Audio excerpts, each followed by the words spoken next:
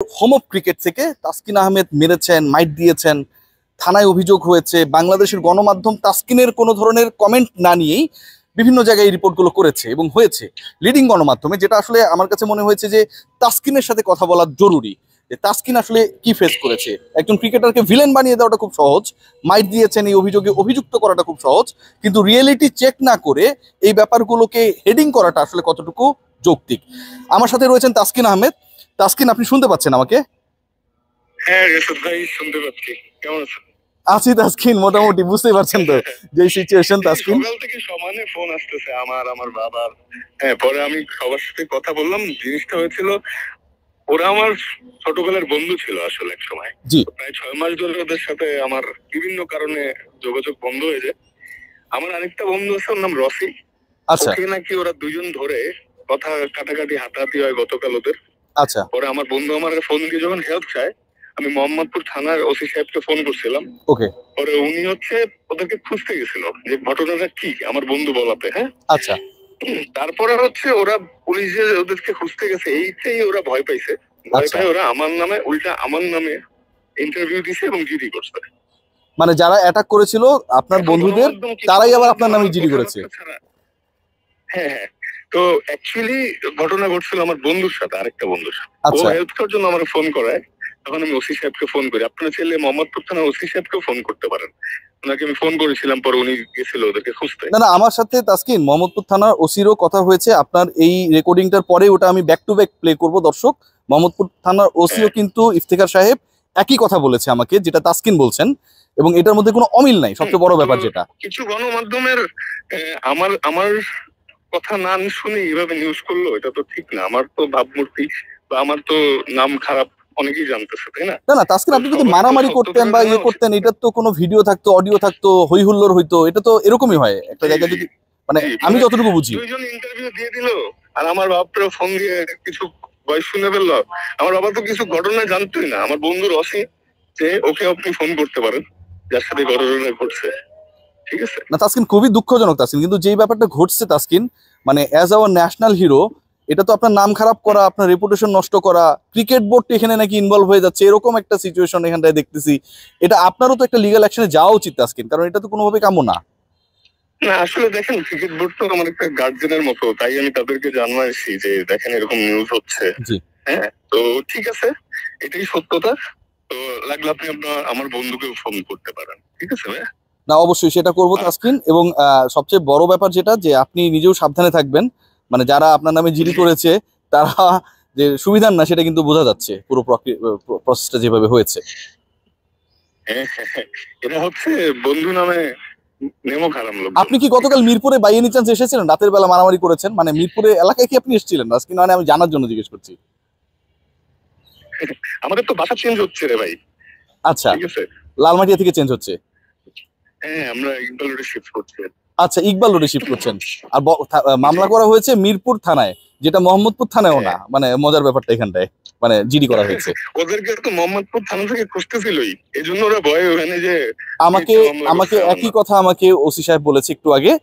তাসকিনের এই ইন্টারভিউ পরবর্তীতে, মানে ব্যাক টু ব্যাকে ওসি সাহেবের ইন্টারভিউটা আমরা প্লে করবো এবং আপনারা নিশ্চয়ই শুনবেন দর্শক। Taskin, thank you so much Taskin, আপনার জন্য শুভকামনা, এবং এই মিসআন্ডারস্ট্যান্ডিংস গুলো যেন না হয় সেটার জন্য আমরা চেষ্টা করবো সর্বোচ্চটা দিয়ে। ভালো থাকবেন ভাইয়া। জি, আসসালামু আলাইকুম ভাইয়া, কেমন আছেন? ভাইয়া আমি রিয়াসাদ আজিম বলছিলাম, আমি স্পোর্টস রিপোর্টিং করি। আপনি তো জি জি জি ভাইয়া। আচ্ছা ভাইয়া, আপনি একটু কি আমাকে গাইড করতে পারেন কিনা, যে কারণে ফোন করা, যে তাসকিনের ইস্যুটা নিয়ে ভাইয়া বেশ আলোচনা হচ্ছে। আসলে আপনি কতটুকু জানেন ভাইয়া, একটু কি মানে শেয়ার করা যায়?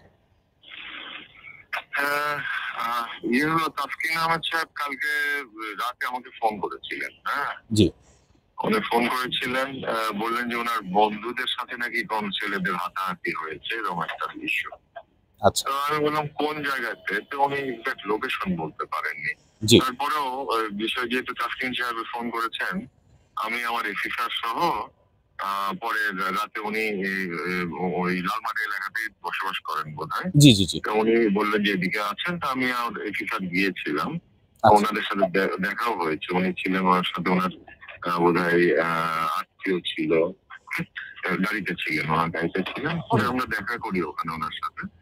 তো উনি অ্যাকচুয়ালি এক্স্যাক্টলি কোথায় গোলমালটা হয়েছে বলতে পারেননি। আচ্ছা, গোলমাল হয়েছে বললেন ওনার বন্ধুদের সাথে কারো গোলমাল হয়েছে। তা বললাম ঠিক আছে, আপনার বন্ধুরা যদি আমার থানা এলাকায় হয় তাহলে আসতে বলেন, আমরা আইনগত ব্যবস্থা নিব। তো পরে তো নিউজ দেখছি যে মিরপুরে বোধহয় কোথাও কার সাথে মিরপুর 1 নম্বরের একটা নিউজ দেখছি ভাই, যে 1 নম্বরে তাসকিন।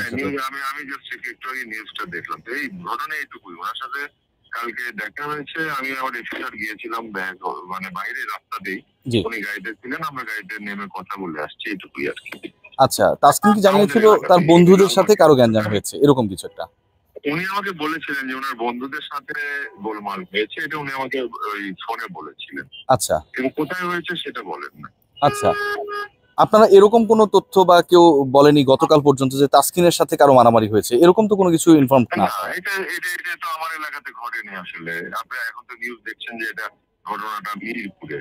আচ্ছা, আমাকে আমার সেটা জানার কথা না। ফোন না করলে তো আমি জানতামও না। না না, অবশ্যই ভাইয়া, অবশ্যই ভাই। এখন কি মানে আপনাকে যে প্রাথমিকভাবে মৌখিক যে কমপ্লেইনটা করেছিল যে বন্ধুদের সাথে একটা গ্যাঞ্জাম হয়েছে, ওই ব্যাপারে মোহাম্মদপুর থানার অবস্থানটা কি, বা আপনারা ফার্দার কি ইনভেস্টিগেশন করবেন? ওনাকে আমি বলেছি যে ঘটনাস্থলটা কি আমার ভিতরে কিনা। উনি আসলে কনফিউজ ছিলেন যে ঘটনাটা কোথায়। উনি বলছেন ঠিক আছে, যাদের সাথে করেছে তাদেরকে আমি বলে দিব, কিন্তু কেউ আর আসছে নাকি। ও আচ্ছা, মানে একটা গোলমাল হয়েছে, হাতাহাতি হয়েছে, কোথায় হয়েছে, কার সাথে হয়েছে, বিস্তারিত কিছু উনি বলেন নাই। আপনারা কি জিজ্ঞেস করেছিলেন ভাইয়া যে মানে ও কিভাবে জানলো, মানে তাসকিন কিভাবে এই ব্যাপারটা ইনফর্ম হলো? ওনাকে তো এত বিস্তারিত কিছু জিজ্ঞেস করি নাই। উনি বলেছেন ভাই একটু আসেন, মানে হেল্প চেয়েছিল একটা লাইভ এরকম, তাই তো?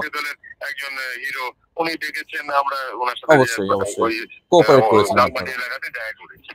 উনি ওনাকে পরে বলেছে বিস্তারিত তথ্য দিয়ে যদি আমাদের এলাকায় হয় তাহলে আসবেন। তো যেহেতু আমাদের এলাকায় না ঘটনা, উনি আসেন না বা কাউকে পাঠান না, এই হলো বিষয়। আচ্ছা আচ্ছা আচ্ছা, না বুঝতে পারছি ভাইয়া, থ্যাংক ইউ সো মাচ। এটা নিয়ে অনেক কনফিউশন হচ্ছে, তো আমি যে কারণে আপনাকে কল দিলাম। আমি আপনার এই বক্তব্যটা ভাই আমি প্রচার করতে পারবো তো না, আপনি যেটা আমাকে বলেছেন? হ্যাঁ হ্যাঁ, সেটুকুই ভাইয়া, এখানে কোনো ফেব্রিকেশনের সুযোগ নেই, আপনি যেটুকু বলবেন সেটুকুই। উনি আমাকে ফোন করেছিলেন যে ওনার বন্ধুর সাথে গোলমাল হয়েছে, বাট কোথায় হয়েছে জি এই বিষয়ে বিস্তারিত কিছু বলতে পারেন না। না, থ্যাংক ইউ সো মাচ ভাই। আপনার নামটা কি ভাইয়া করে বলছি? ইফতেখার হাসান। আচ্ছা ইফতেখার ভাইয়া, টেক কেয়ার, ভালো থাকবেন, কথা হবে নিশ্চয়ই আবারও।